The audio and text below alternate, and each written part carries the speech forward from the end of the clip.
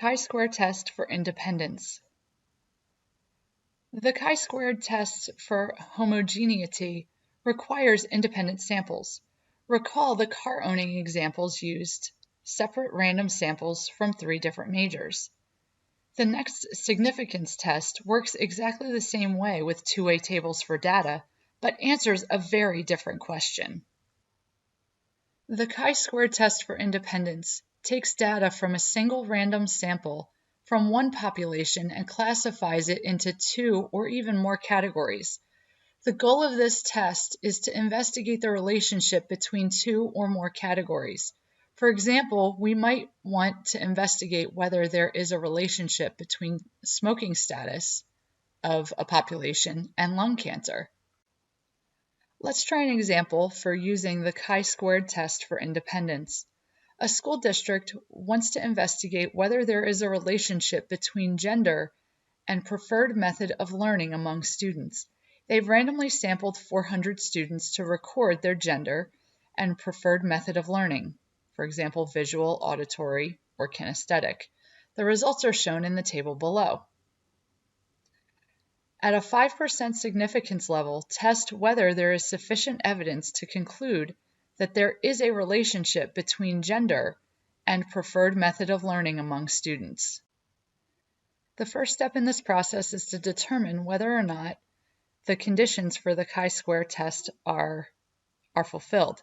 And the first one is the data being random.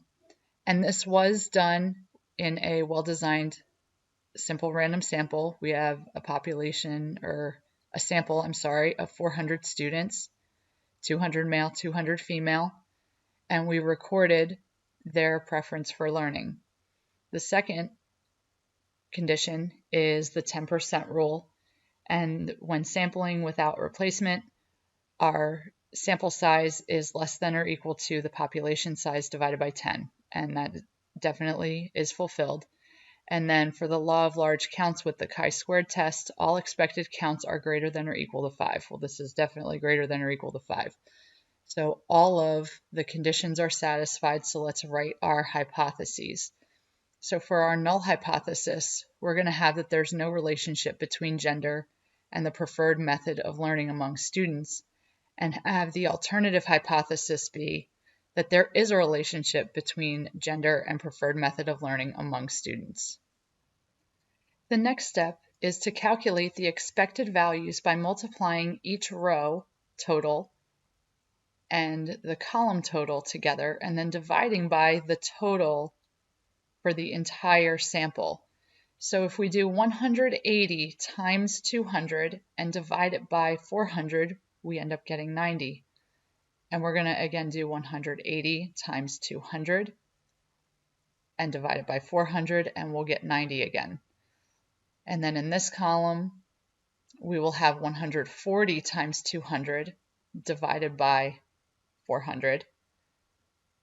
And the same for this cell, it'll be 140 times 200 divided by 400, and we get 70. And then for kinesthetic, we're going to be multiplying 80 and 200 together, and then dividing by 400, and the final answer gives us 40. And again, 80 times 200 divided by 400 will give us 40. So these are our expected values for the visual, auditory, and kinesthetic learners. After finding the expected data point for each of our cells in the table, we can write the observed data point and the expected data point in each cell. And that's what's been written here. And we can use these values to calculate chi-squared. So we have the summation of our observed value minus the expected value, quantity squared over the expected value.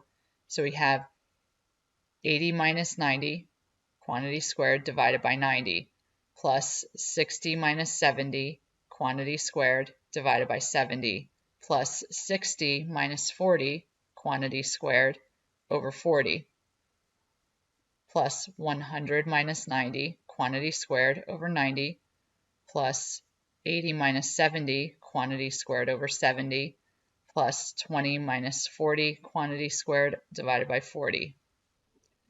And if we put our formula into a calculator and evaluate it, it ends up being about 25 and 8/100ths if we round to the nearest hundredths place.